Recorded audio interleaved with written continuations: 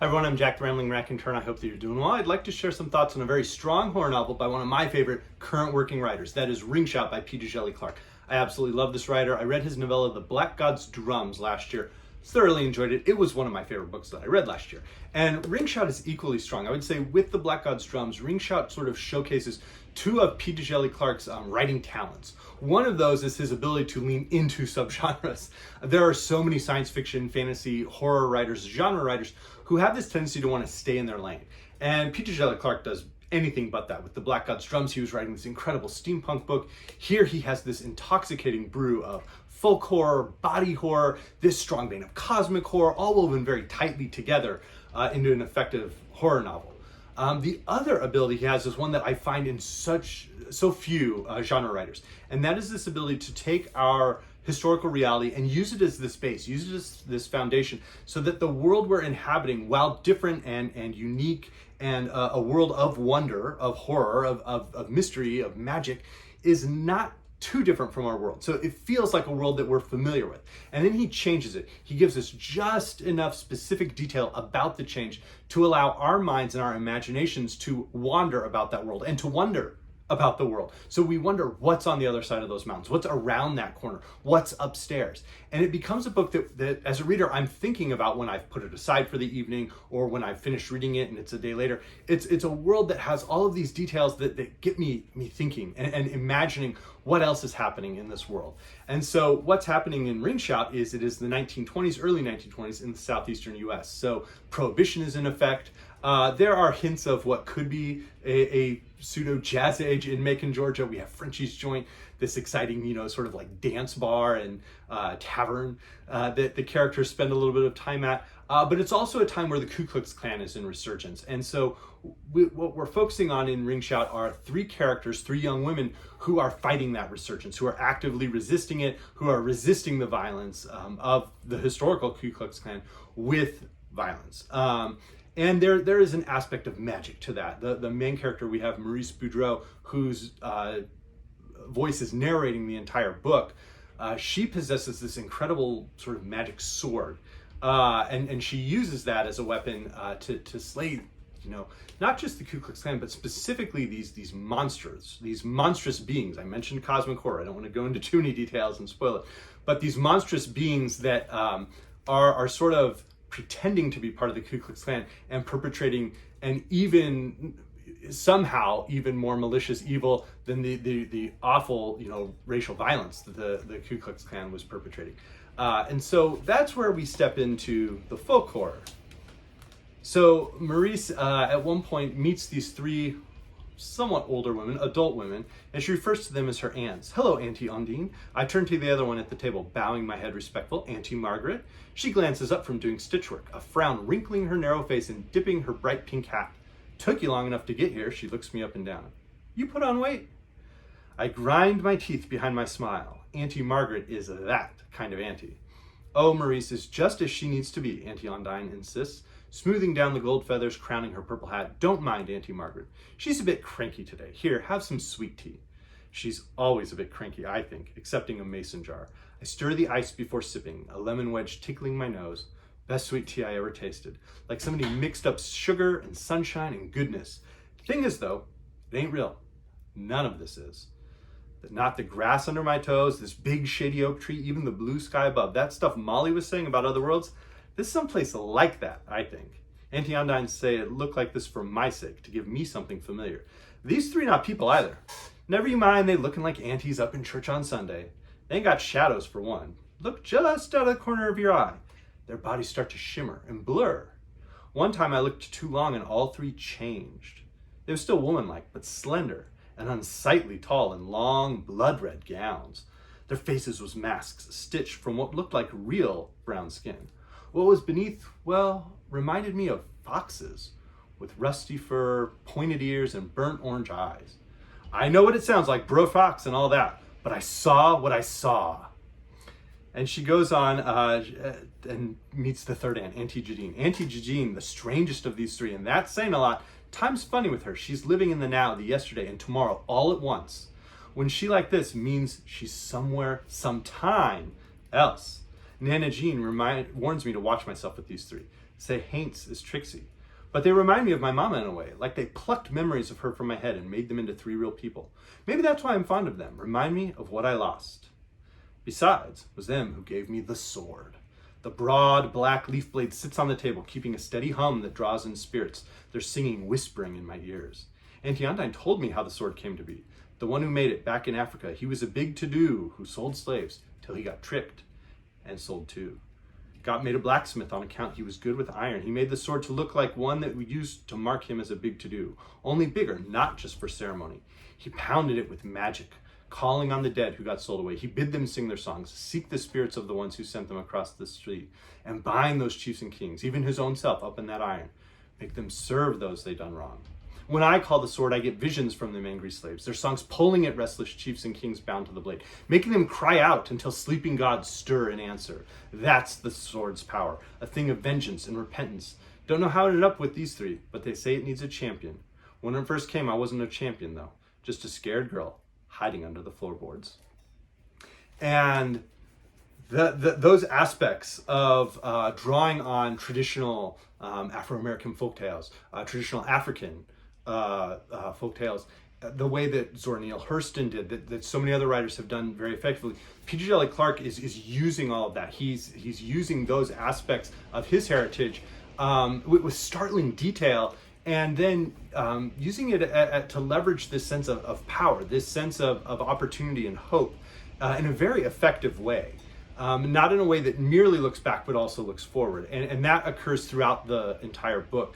There are other moments that go into even more detail, slightly stranger detail, that do feel very unfamiliar, more unfamiliar than a setting that is somewhat akin to, say, Three Fates or Three Witches from Shakespeare's Macbeth. And so as I mentioned, P.J. Djèlí Clark is very effective at using those different subgenres.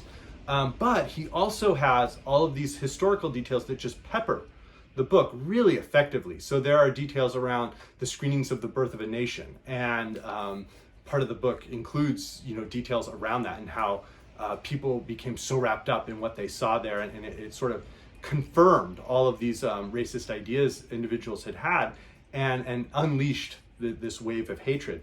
And that is very much what the characters here are combating. The Harlem Hellfighters come in for a mention. And there are all of these different details. There are numerous epigraphs opening the chapters from the Gullah in North Carolina, and details around the freedom that former slaves, when they found out their freedom during the Civil War and the aftermath of the Civil War, and how the various different shouts are named. Like, oh, well, this was how we said this shout, this was about warning someone who needed to run away. And this was about, getting everybody together in this sense of community. And so those epigraphs are, very specific in how they draw together aspects of the culture, this culture of hope and of resistance that's in the book. But the body horror and the cosmic horror are very powerful and deeply unsettling. The Ku Klux Klan is horrifying in its historical reality. And what P.J. Djèlí Clark does is he tries to leverage that and somehow examine an idea that could be even more monstrous, even more frightening. And so this next section is sort of in that body horror vein. And it gets at this idea that Clark understands as a writer, which is that some of the deepest horrors are the horrors of what humans have perpetrated against other humans. It's why Octavia Butler's Kindred is so effective, is because it's in many ways a horrifying novel where slavery is the horror. And the way that when a modern mind tries to grasp the horrors of slavery, it somehow just continues to feel immediately horrifying, but also there's this alien aspect of we haven't seen that specific nature in our country or in our time, but we know that it happened, and we know people who's not too many generations back, their ancestors immediately experienced that. And in fact, we have writers whose immediate ancestors experienced that. And so that adds this layer to the horror. And so this is what happens with the Ku Klux Klan. I'd mentioned there was a cosmic horror aspect as well. It's the lanky one that jumps up first, face half gone so that you can see bones showing. His good eye rolls around till it lands on me and opens his mouth to let out a screech that ain't no ways human. That's when I know things about to get bad. The sickening sound of bone cracking, of muscle and flesh stretching and pulling fills the alley. The lanky man's body grows impossibly large, tearing out his skin as easy as it shreds away his white robes. The thing standing in his place now can't rightly be called a man. It's easily 9 feet tall, with legs that bend back like the hindquarters of a beast, joined to a long torso twice as wide as most men. Arms of thick bone and muscle jut from its shoulders, stretching to the ground. But it's the head that stands out, long and curved to end in a sharp, bony point. This is a Ku Klux, a real Ku Klux. Every bit of the thing is a pale bone white, down to claws like carved blades of ivory. The only part not white are the eyes. Should be 6 in all, beads of red on black in rows of 3s on either side of that curving head. Watching a Ku Klux raging at me while dangling off the side of a building is one sight I could do with forgetting. There's the crack of a rifle, and a bullet takes it in the shoulder. Another crack, and a second bullet punches its chest. I glance up to find Sadie, looking like a photo I once seen of Stagecoach Mary, shells flying as she works the lever. And that's just a glimpse of the horror that we see here, because the monsters that Clark creates they evoke these gigantic, figures with the triangular white hood of the Ku Klux Klan, but they are very clearly like non-human monsters, in addition to all the people who are part of the Ku Klux Klan. And those monsters are what this group is fighting. We find out that they're not allowed to, just wantonly kill human members of the Ku Klux Klan. That's not what they're doing. What they're doing is, hunting these monstrous beings that are pretending to be part of the Klan, and are just seeking this malicious evil to potentially, consume the world in this apocalypse. And that ultimately becomes sort of the quest that these 3 have to fight against. And there's a mention at the very end that, I won't spoil it, but there is a mention at the very end that there could be a second book, a sequel, that takes place somewhere else in the US during the 1920s and deals with the cosmic horror just as effectively. But as I said, I loved this book. I thought it was an incredibly powerful book, not just as genre fiction, but as genre fiction that's a gateway into thinking about history and what did happen and the horrors that happened there and how those affect our present. So that again remains one of Djèlí Clark's real strengths as a writer. The other piece, a final piece that is shared across both, is that he creates queer female characters who have real agency, who are not simply victims, who do not need to be rescued, but who are very brave, who are very talented. And that happens here as well. And just, it's a great book. Now, I had mentioned a couple of works I was thinking of course, Kindred by Octavia Butler, Mules and Men by Zora Neale Hurston, where she goes into the great cultural ethnography of Florida. In terms of cosmic horror, I was thinking of the great William Sloane and To Walk the Night, one of my all-time favorites. Lovecraft, of course, comes to mind, and there are some explicit Lovecraft references there. I was thinking of the different, versions of supernatural tales written in the U.S., but also the body horror, I would say, of Clive Barker feels very close to a number of the sort of body horror scenes in Ring Shout. And then Michael McDowell's Elementals was one of the most recent horror novels I read. Absolutely loved it. But I did want to close with one of the epigraphs that Djèlí Clark had used, which is from one of the great Harlem Renaissance poets, sort of a writer who's been rediscovered as part of the Harlem Renaissance, Claude McKay. And here's his poem, If We Must Die. If we must die, let it not be like hogs, hunted and penned in an inglorious spot, while round us bark the mad and hungry dogs, making their mock at our accursed lot. If we must die, oh, let us nobly die, so that our precious blood may not be shed in vain. Then even the monsters we defy shall be constrained to honor us, though dead.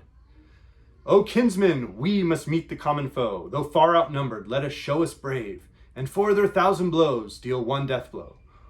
What though before us lies the open grave? Like men we'll face the murderous, cowardly pack, pressed to the wall, dying, but fighting back. And that can be found in the Library of America's great African American poetry volume.